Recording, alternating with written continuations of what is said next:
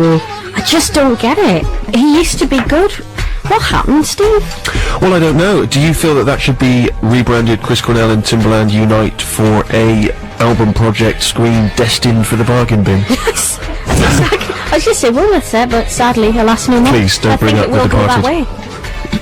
Harry, you've got strong opinions on both Cornell and Timbaland. Yeah, but that was just horrible, wasn't it? That's the death of rock music. You know, it's been going for a while, but they're just trying to kill it. But it would appear, well, there's two things to point out. He's changed the words to this, because if you look up the lyrics on the internet, he doesn't say chick at all, he says biatch. So he's already watering down his own message. And secondly, the reason he's working with Timbaland, this must have been recorded before December 2008, because Cornell reported on his official website in December that he'd finally won back his collection of 15 guitars after a 4-year court battle with his ex-wife. Wow. She had the guitars. So finally, let's give the final word to Rufus. Well, my feeling is that someone had heard that Tom Waits used kind of clanking pipes and a gravelly voice and shifted millions of records. So Cornell and Timbaland even thought we're going to have a pop at this, but they've ended up with the LIT kind of classic light version of what Tom Waits does, and the clanking pipes and the trumpets falling downstairs just sound kind of tinny and fruitless. The other thing is the song is all about this guy kind of denying having had an affair and she didn't mean anything to me and all that sort of. All you need to do as a gentleman is just apologise. Got to apologise. Right, okay, And this song is not an apology, it's a denial. That's your message to Cornell. Yeah. Apologise, Cornell, and you might win your wife's love back, but not until... Not necessarily the guitars. Probably not. Exactly. Good. Well, thank you very much indeed for your reasoned opinions, as always. Pretty much it for the Steve Show. Earlier, Harry, we were talking about Bo Diddley by Bo Diddley. Yeah. Do you remember? And a lot of people instantly got in touch because they wanted to point out there were other song titles that were also the name of the band. I feel that we should close that particular chapter before we leave. Yeah, Philip said that S Express did the theme from S Express. Theme from S Express by S Express again. Yeah, not many other Express tunes. Samuel, Black Sabbath. Sure. Neil in Doncaster, Bob Dylan did Bob Dylan's Blues. Oh. Dan in Exeter, Prince, My Name is Prince. Yeah, a lot of these have other words though, don't they? I'm sure that necessarily counts. The Rocksteady Crew with Hey You, the Rocksteady Hey You, Crew. Ready Steady Crew. It's a great tune, but again, the words Hey You. I thought for a minute there I was going to embarrass myself and there's going to be egg on my face, but once again I've wrestled underneath. I'm rustled out from underneath it. Yeah. I've wrestled out from underneath it. Well, rustled. It's up to you. Let's not mention the name Russell on the BBC. Whoa. We'll be back next week. Thanks for listening. On digital, online.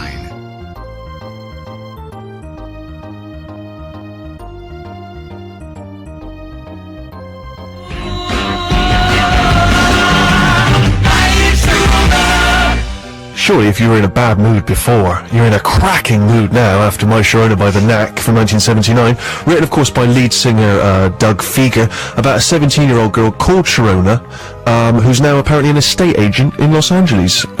Interesting bit of information, but thinking, as it was playing, I was thinking to myself, oh hang on, ding dong, here's an idea for an interesting, perhaps Radio Tour 6 music audio documentary tracking down the various people who have influenced well-known songs.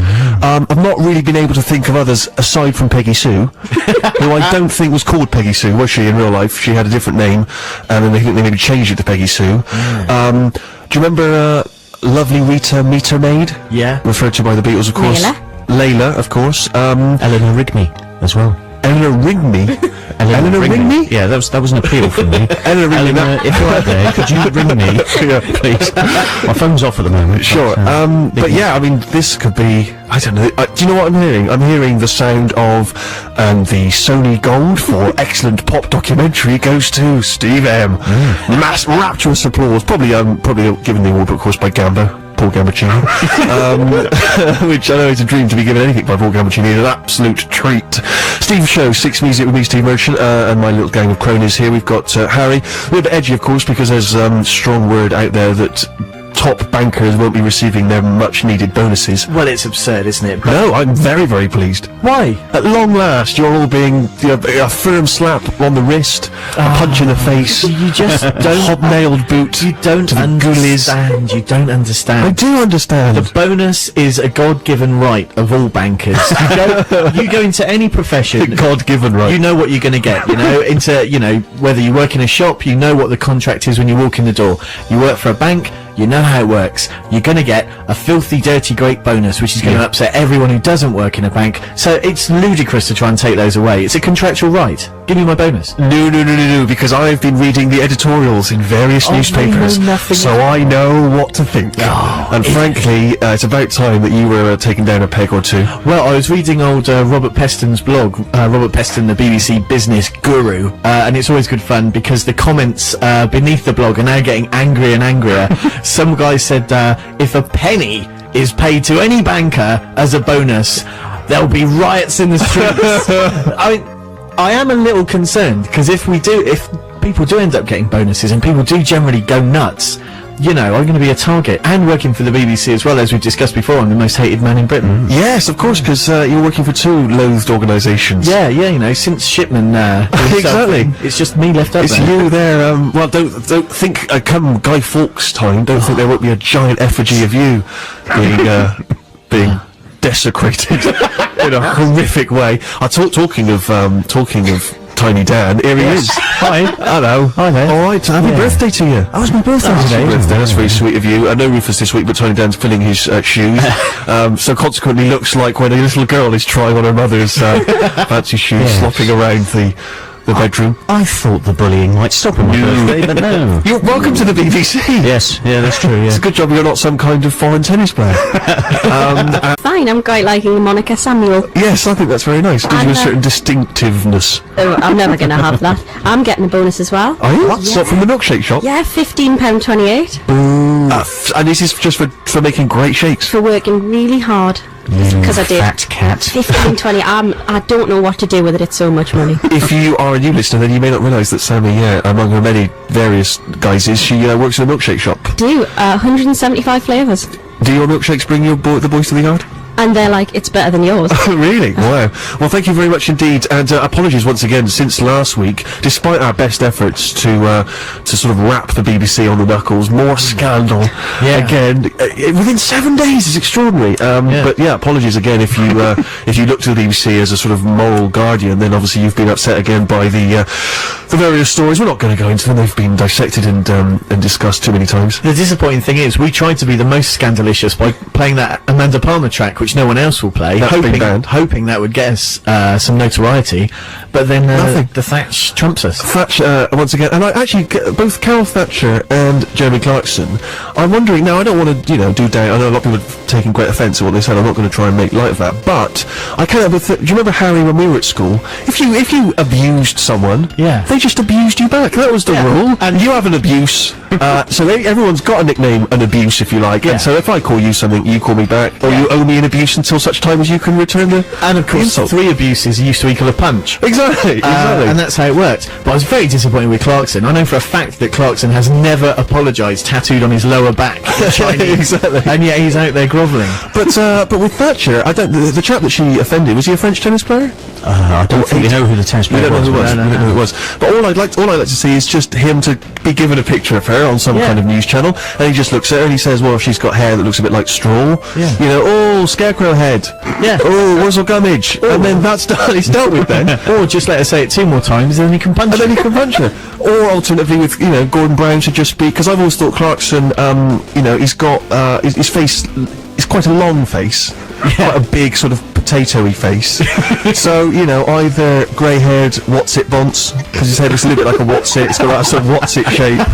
Or maybe horse-haired, potato mush. Or balding Shrek head. One of those, I'm sure, would have just paid the whole thing. Anyway, well, it's enough from us, but hopefully that will have appeased the various naysayers. Eugene McGuinness in session for us later on the show. Here's Moscow State Circus. Did you drop a clanger?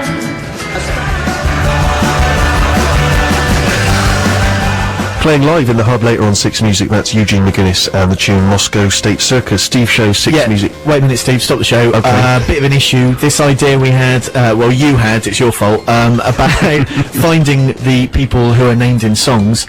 Yeah, it's been done, someone's done it. Dave Simpson did an article in The Guardian, 13th of December 2008. Oh, Simpson, what's he come up with? Well, he found Holly, who's mentioned in Walk on the Wild Side. Right, Holly came from Miami, BLA, whatever it was. Yeah, Dave Balfe, who's the co-owner of Food Records, he was the guy they wrote Country House, wrote Country House about. I was thinking specifically the chicks, actually. Yeah. I think you're making it a little bit more sexist. Yeah, well, the girl in She's Leaving Home by the Beatles, he tracked her down as well, which is pretty impressive going. Right, wow. Who was that? What's the story? Melanie Coe, and he now works for an estate agents as well. Interesting. Maybe I need to narrow down the subject specifically from estate agents. For being in film and songs. Yeah, basically, documentary? just some girl they knew, she ran away to London to be part of the big rock scene. Right. Yeah, but you know, and it goes on. Well, he's done fairly good there, but my question is this, has he done it on the radio? I bet he hasn't. Fine, we still win. Good. Sammy, have you had a good week? I've had an up and downy week, but it's forced me to spend a lot of time in my pyjamas, and I realised that they haven't been washed in a while. Ooh, hang on. And Stinky Sammy, you owe me an abuse now. I'm going to save it. I'm going to wait for 2 more and then Okay. punch you hard. Brilliant. And my pyjama top smells a bit like MSG. And Smells like Chinese food. MSG? Yeah.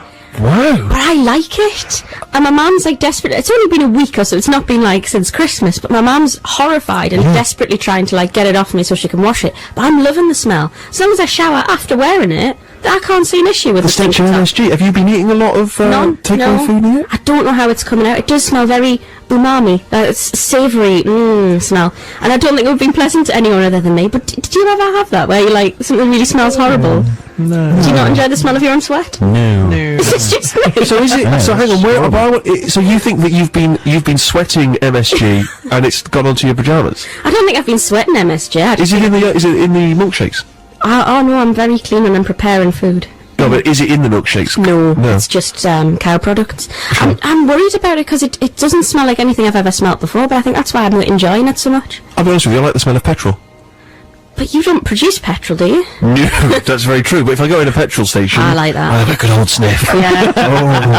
Oh, I love accidentally getting it on my hands so I can sniff it yeah, later. yeah. Now you're talking. Now there are a couple of I've got a couple of perverse smells that I enjoy. I'm not going to lie to you, but MSG is a curious one. No, it's not. It's just I should have brought the top in so you could all sniff it, but we haven't sniffed it in wheels.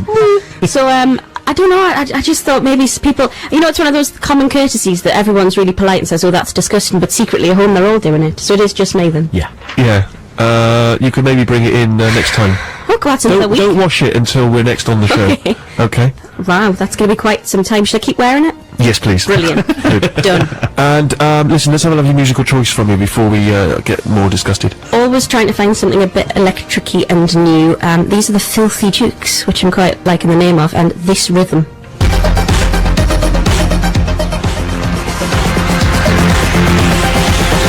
Sammy's musical choice on this week's Steve Show. What was it, Sammy? That was the Filthy Dukes with This Rhythm, and their debut album Nonsense in the Dark is out this month. We've actually realised that, thanks to a couple of the emails that have come in, we could probably do an entire documentary based on my current idea, just about the Beatles and their ladies who've influenced songs. Is there a Michelle?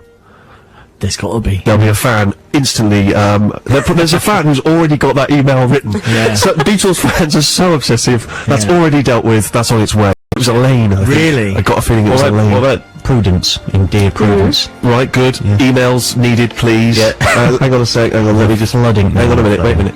Text us on 64046 or email stephen.sixmusic@bbc.co.uk. My fear with Lovely Rita Maid is that she may have just been a traffic warden that gave John Lennon a ticket or something, and that therefore consequently very difficult to track down. What's the one? I think it's a tune on Abbey Road. Something about he came in through the window. It's called She Came In She Through came the through the Bathroom window. I've got a feeling, wasn't that actually about the Maharaja, whatever his name was, that fella they went and they spent time in India with? I'm sure that they